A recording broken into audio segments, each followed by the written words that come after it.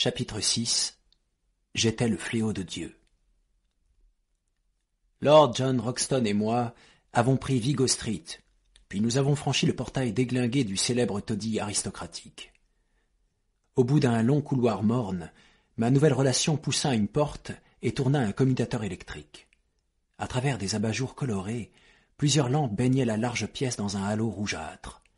Depuis l'entrée où je me tenais, je fus impressionné par la sensation de confort et d'élégance qui se dégageait de ce décor typiquement masculin. Partout s'exprimait le luxe de l'homme de goût fortuné et le désordre insouciant du célibataire. De riches fourrures et d'étranges nattes chatoyantes issues d'un bazar oriental étaient étalées çà et là sur le plancher. Des gravures et des impressions dont même mon regard profane pouvait estimer la valeur et la rareté recouvraient presque les murs. Des croquis de boxeurs, de danseuses de ballet et de chevaux de course alternaient avec un fragonard sensuel, un girardet guerrier et un turner onirique. Mais parmi ces divers objets décoratifs se trouvaient éparpillés les trophées qui me remirent soudain en mémoire que Lord John Roxton était l'un des plus grands athlètes et sportifs de son temps. Sur le manteau de la cheminée, 2 avirons croisés, l'un bleu nuit, l'autre rouge cerise, témoignaient de l'illustre champion des clubs d'Oxford et Leicester, tandis que le fleuret et les gants de boxe, en haut et en bas, étaient les instruments d'un homme qui avait remporté la suprématie dans chaque discipline. Des têtes d'animaux sauvages formaient une ligne continue tout autour de la pièce, des spécimens magnifiques issus du monde entier, comme le rhinocéros blanc du Lado, si rare, dont la moue hautaine dominait ses congénères. Au centre de l'épais tapis rouge trônait une table Louis XV noire et or, une antiquité splendide, aujourd'hui saccagée par des traces de verre et des brûlures de cigares, un sacrilège. Sur sa surface était posé un plateau d'argent garni d'un nécessaire de fumeur et d'une rangée de bouteilles d'alcool, grâce auxquelles mon hôte silencieux entreprit de remplir 2 grands verres. M'ayant offert un fauteuil et placé ma boisson à proximité, il me tendit un havane long et soyeux. Puis, s'asseyant face à moi, il me fixa un long moment de ses yeux étranges, lumineux et désinvoltes, d'un bleu aussi clair qu'un lac de montagne. À travers le voile de fumée, je notai les détails d'un visage que de nombreuses photographies m'avaient rendu familier. Le nez busqué, les joues creuses et burinées, la chevelure sombre et rousse, les moustaches viriles, hérissées, la barbiche agressive sur un menton volontaire. Il avait quelque chose de Napoléon III et de Don Quichotte, et aussi de ce qui faisait l'essence du gentleman fermier anglais, la vivacité de l'homme qui vit au grand air parmi les chiens et les chevaux. Sa peau rouge brique était tannée par le soleil et le vent. Ses sourcils épais surplombaient la froideur de son regard, lui conférant un aspect presque féroce sous la ride profonde qui barrait son front. Il était plutôt sec, mais très musclé, et il avait maintes fois prouvé que peu d'hommes en Angleterre possédaient sa capacité d'endurance. Sa taille dépassait le 1,80 m, même si les épaules bizarrement voûtées le faisaient paraître plus petit. Tel était le fameux Lord John Roxton qui me faisait face, tandis qu'il mordait son cigare à pleines dents et me dévisageait en silence, sans tenir compte de ma gêne. « Bien, finit-il par dire, nous voilà partis, mon brave petit gars. » Il prononça cette curieuse expression d'une seule traite, comme s'il s'agissait d'un seul mot, « brave petit gars ». « Eh oui, on a fait le grand saut, vous et moi. Maintenant, j'imagine qu'en entrant dans la salle, vous ne vous attendiez vraiment pas à un truc de ce genre, hein ?»« Vraiment pas, en effet. »« Pareil pour moi. M'en serais pas douté. Et nous voilà, on est dedans jusqu'au cou. Bon, ça fait seulement 3 semaines que je suis revenu d'Ouganda, et je me suis trouvé un coin en Écosse. J'ai signé le bail et tout ça. Sacré remue-ménage, pas vrai? Et vous, comment ça vous est tombé dessus? » « Eh bien, c'est plutôt dans mes cordes, je suis journaliste à la Gazette. »« Bien sûr. Vous l'avez dit en vous portant volontaire. D'ailleurs, j'ai un petit boulot pour vous, si vous êtes d'accord pour m'aider. »« Avec plaisir. »« Le danger ne vous fait pas peur, au moins. »« Quel danger ?»« Eh bien, c'est Ballinger. C'est lui, le danger. Son nom vous dit quelque chose ? » ?»« Non. »« Eh bien, mon petit gars, d'où vous sortez ? Ballinger est le plus grand gentleman jockey de tout le nord du pays. Au mieux de ma forme, je pouvais encore le talonner sur du plat, mais sur obstacle, c'est lui le meilleur. Bon, ce n'est un secret pour personne que lorsqu'il ne s'entraîne pas, il boit plutôt sec. Il appelle ça rétablir la moyenne. Mardi, il a fait une crise de délire, et depuis, il est pire qu'un démon. Son logement est juste au-dessus. Les docteurs disent que le vieux tient sa vie entre ses mains, sauf si on arrive à lui faire ingurgiter de la nourriture, mais comme il est au lit avec un revolver posé sur sa couette et qu'il jure de truffer de plomb le premier qui l'approche, et il y a eu comme un genre de grève du personnel parmi les domestiques. C'est un dur à cuire, ce Jack, et une tête brûlée, en plus. Mais vous pouvez quand même pas sortir vainqueur d'un Grand Prix national et mourir comme ça, pas vrai? Qu'est-ce que vous avez l'intention de faire? Demandai-je. Eh bien, mon idée, c'était qu'à nous deux, on peut le prendre par surprise. Peut-être qu'il fait un somme, et au pire, il ne pourra en blesser qu'un seul, pendant que l'autre lui tombera dessus. Si on arrive à lui attacher les bras avec la tête du polochon, et si on utilise une pompe stomacale, on peut servir à cette vieille bûche un dîner de roi. C'est une affaire plutôt pénible que de mettre sa vie en jeu. Je ne pense pas être un homme particulièrement brave. J'ai l'imagination d'un Irlandais qui rend l'inconnu et le nouveau plus terribles qu'ils ne sont. D'un autre côté, j'ai été élevé dans la sainte horreur de la couardise et la terreur d'en être accusé. J'ose dire que je pourrais me jeter dans un précipice, comme le 1 des livres d'histoire, si l'on doutait que je fusse assez courageux pour le faire, alors que mon geste serait sûrement guidé par l'orgueil et la peur. C'est pourquoi, les nerfs recroquevillés à l'idée du dément imbibé de whisky qui nous attendait dans la pièce du dessus, je répondis, de la voix la plus désinvolte possible, que j'étais prêt à y aller. Une autre remarque de Lord Roxton à propos du danger ne fit que me rendre irritable. « Ça ne sert à rien d'en parler, dis-je, allons-y. » Je quittai ma chaise, et lui la sienne. Puis, avec mystérieux, il m'asséna 2 ou 3 tapes sur la poitrine pour finalement me repousser dans mon siège. « Très bien, fiston, tu feras l'affaire, » dit-il. Je le regardai ahuri. « Je me suis chargé de Jack Ballinger ce matin. Il n'a fait qu'un malheureux trou dans la manche de mon kimono, loué sa vieille main tremblante. Mais on a réussi à lui passer une camisole et il devrait être remis d'ici une semaine. Dites, mon petit gars, j'espère que vous m'en voulez pas, hein? Vous savez, strictement entre vous et moi, je considère cette affaire d'Amérique du Sud comme une affaire mortellement sérieuse, et si j'ai un coéquipier, je veux un homme sur qui je peux compter. Alors, je me suis permis de vous jauger, et je dois avouer que vous vous en êtes bien tiré. Vous savez, tout repose sur notre dos, parce qu'on n'aura pas plus tôt commencé que le vieux Summerlee va réclamer sa nounou. À propos, ce n'est pas vous, par hasard, le Malone qui doit endosser le maillot de rugby de l'équipe irlandaise? Je jouerai peut-être en réserve. Votre tête me dit quelque chose. Eh bien, j'étais là quand vous avez transformé cet essai contre Richmond. Le plus beau sprint en zigzag de toute la saison. Quand je peux, je ne manque jamais un match de rugby. C'est le seul jeu vraiment viril qui nous reste. Bon, je ne vous ai pas demandé de venir juste pour parler sport. Il faut qu'on prépare nos affaires. Là, sur cette page du Times, vous avez les départs des bateaux. Il y a un paquebot pour Para mercredi prochain, et si le professeur et vous pouvez arranger ça, je crois qu'on devrait le prendre, d'accord? Très bien, je verrai ça avec lui. Et votre équipement? Mon journal s'en occupe. Vous savez tirer? Plus ou moins le niveau de l'armée territoriale. Mon Dieu, si mauvais que ça? C'est toujours la dernière chose qu'on pense à vous apprendre, les petits gars. Vous êtes des abeilles sans dard, postées en sentinelle devant la ruche. Vous aurez l'air malin, un de ces 4, lorsqu'on viendra voler le miel sous votre nez. En tout cas, en Amérique du Sud, il faudra que vous sachiez tenir votre fusil, parce que si notre ami le professeur n'est ni un cinglé ni un menteur, on a des chances de voir de drôles de choses avant le retour. Qu'est-ce que vous avez comme fusil? Il se dirigea vers une armoire en chêne, et au moment où il l'ouvrit, j'aperçus une rangée bien alignée de canons luisants, semblables aux tuyaux d'un orgue. « Voyons voir dans ma batterie personnelle si je peux vous en mettre un de côté, » dit-il.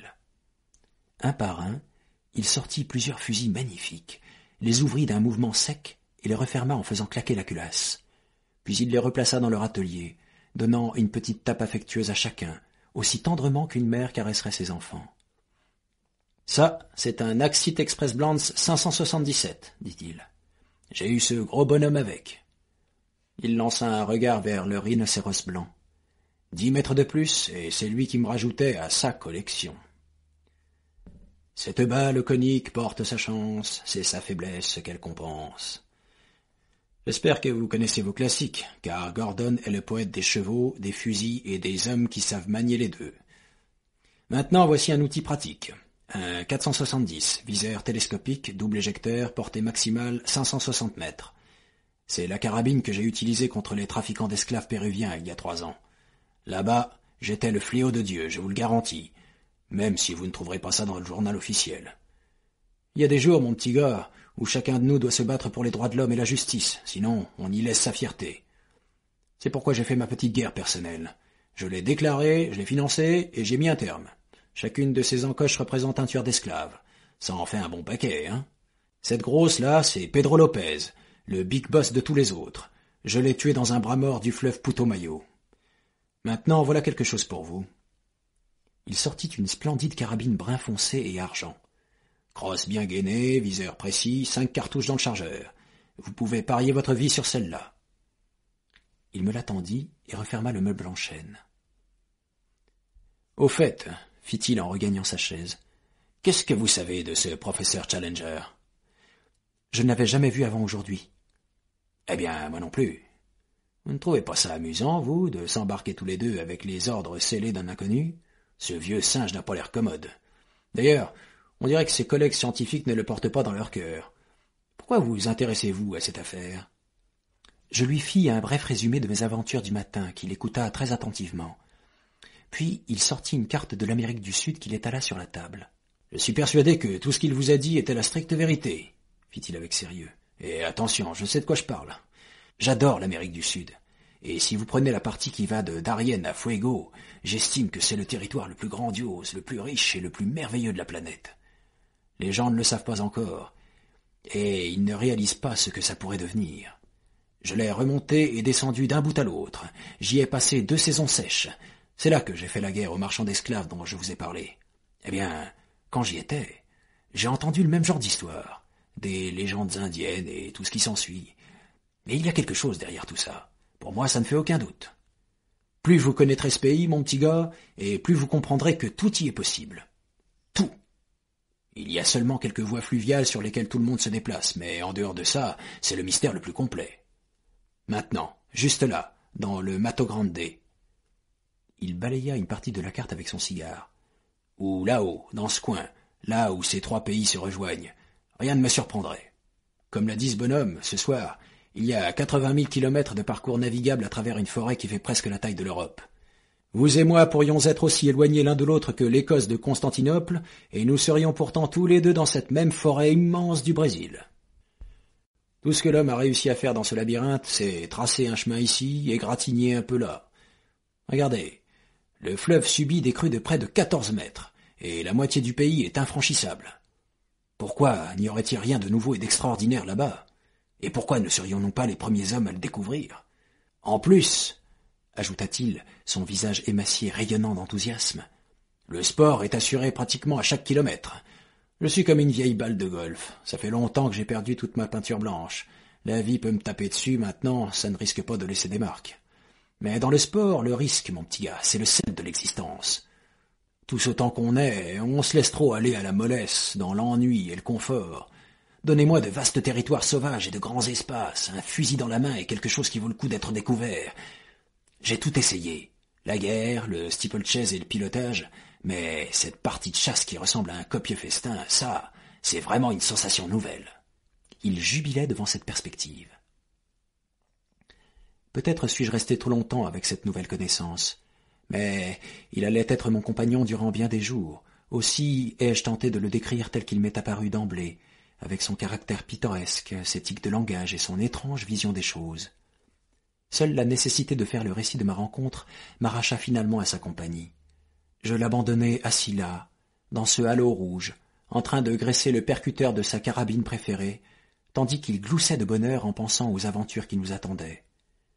Il m'apparaissait clairement que, si nous allions au-devant du danger, je n'aurais pu trouver dans toute l'Angleterre un homme ayant plus de sang-froid ni un cœur plus brave avec qui le partager.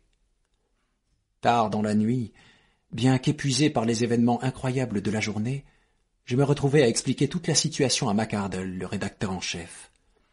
Il la jugea suffisamment importante pour la porter à l'attention du patron, Mr. George Beaumont, le lendemain matin. Il fut convenu que j'écrirais le récit complet de mes aventures et que je l'enverrais à McArdle par une correspondance régulière.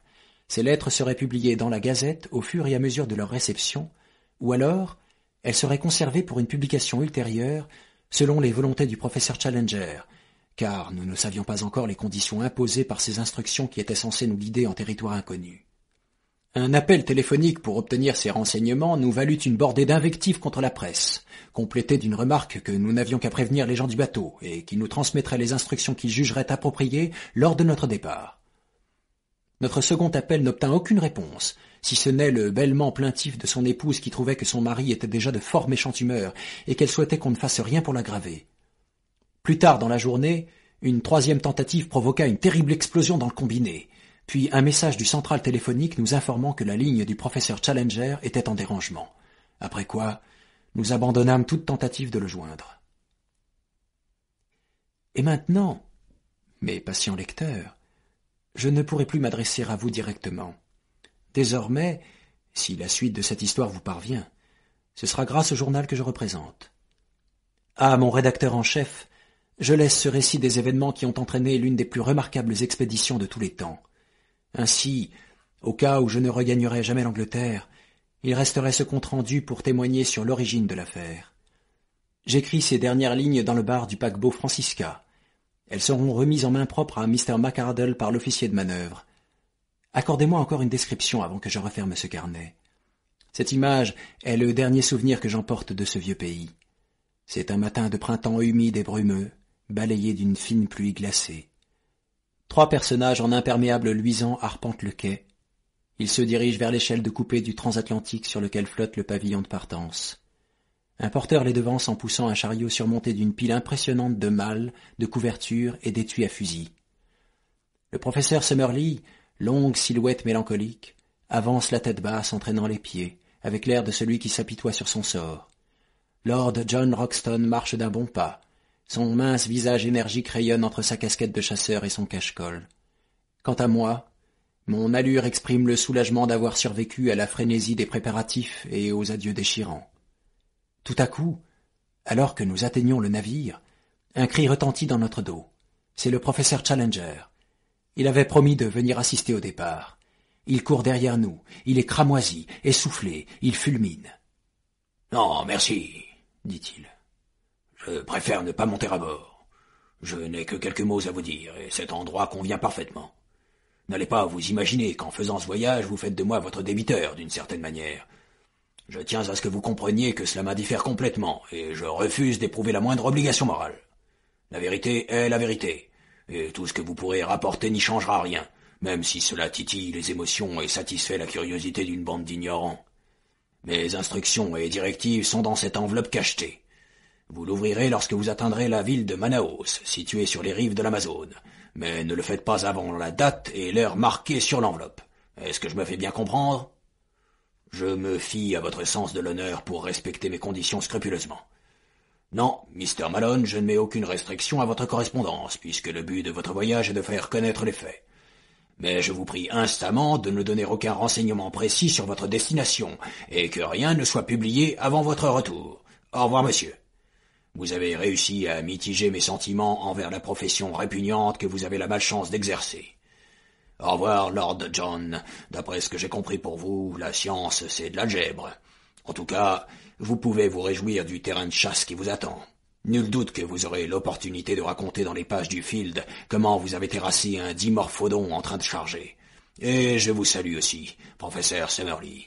Si vous êtes encore capable de faire des progrès, ce dont je doute fort, vous regagnerez certainement Londres plus sage que vous ne l'avez quitté. Puis il tourna les talons. 1 minute plus tard, j'aperçus depuis le pont sa petite silhouette trapue sautiller au loin tandis qu'il se hâtait pour attraper son train.